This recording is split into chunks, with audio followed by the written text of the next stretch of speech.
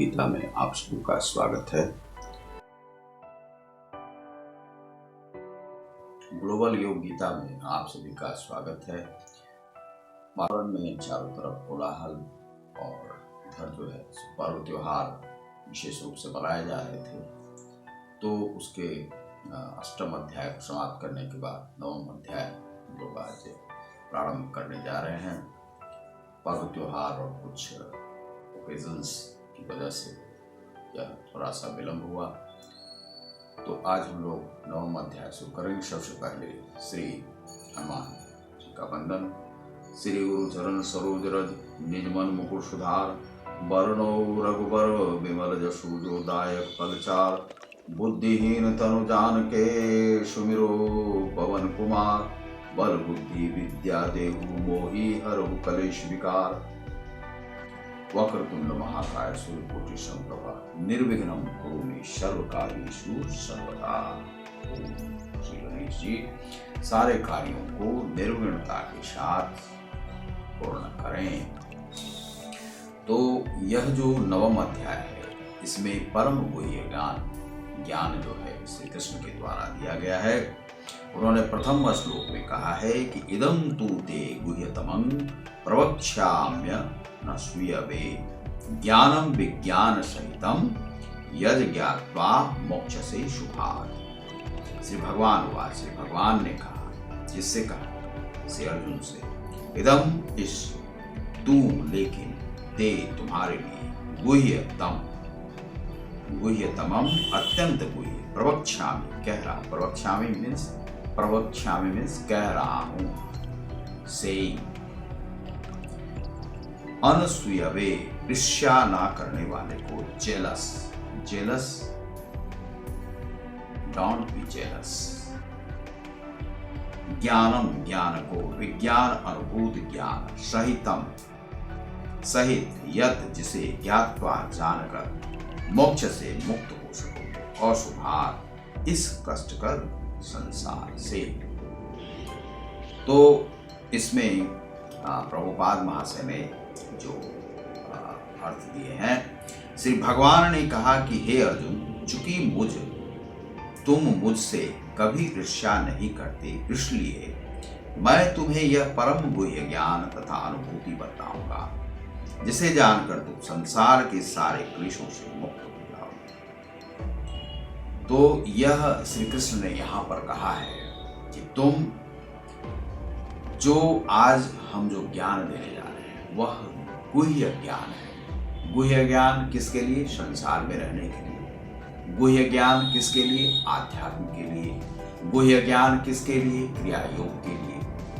और गुह्य ज्ञान इस संसार से तरने के लिए, लोक परलोक लोक।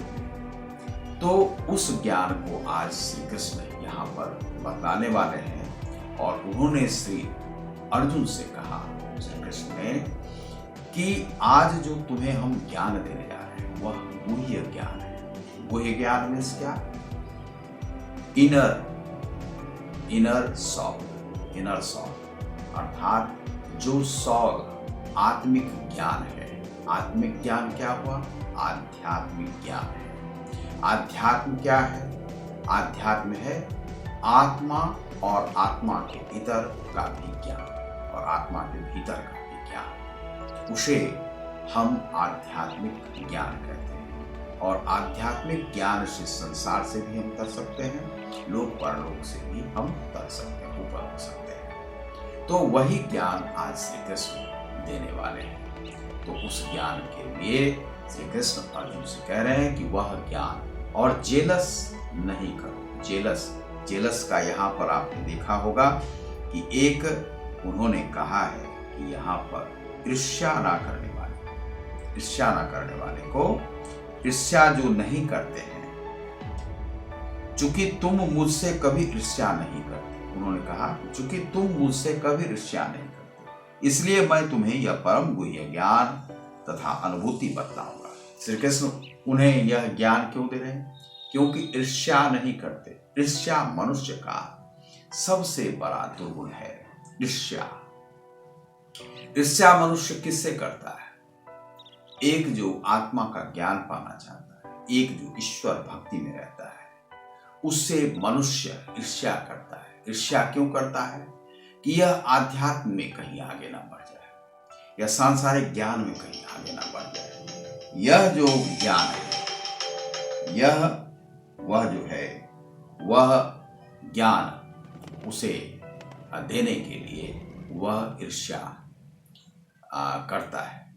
और उस ईर्ष्या से, चूंकि श्री कृष्ण कहते हैं हे अर्जुन, तुम मुझसे ईर्ष्या नहीं करते हो, इसीलिए तुम्हें यह ज्ञान पाने का अधिकार है और हम तुम्हें यह ज्ञान देंगे।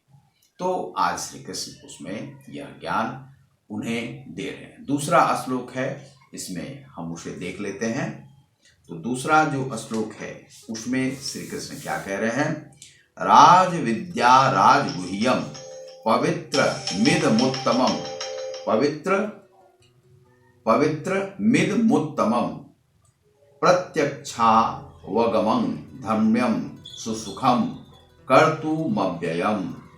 राज विद्या, विद्याओं का राजा, राज गुह्यम गोपनीय ज्ञान का राजा, पवित्रम शुद्धतम, इदम यह, उत्तमम दिव्य प्रत्यक्ष अनुभव से, अवगमम समझा गया, धर्म्यम धर्म, सुसुखम अत्यंत सुखी, कर्तुम संपन्न करने में, अव्ययम अविनाशी।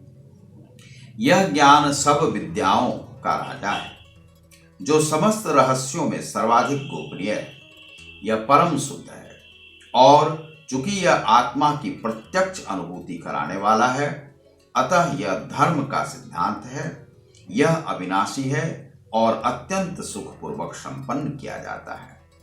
तो श्री कृष्ण ने यहाँ पर क्या कहा है? यह ज्ञान सब विद्याओं का राजा है।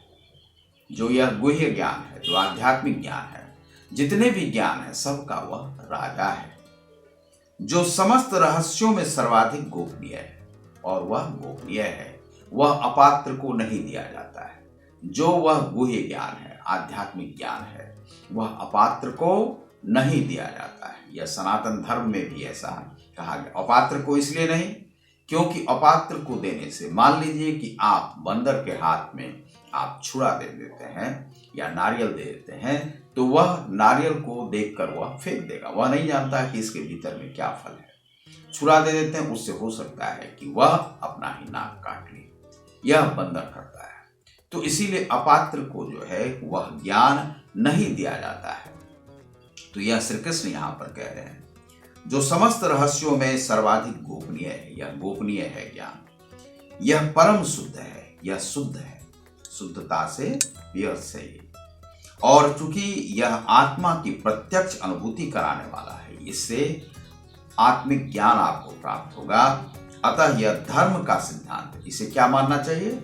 यह धर्म का सिद्धांत है। इसी रास्ते से हमें धर्म प्राप्त होगा और धर्म के लक्ष्य को हम प्राप्त कर सकते हैं। यह अविनाशी है और अत्यंत सुखपूर्वक संपन्न किया जाता है। यह अविनाशी, इसका क्षय कभी नहीं होता है।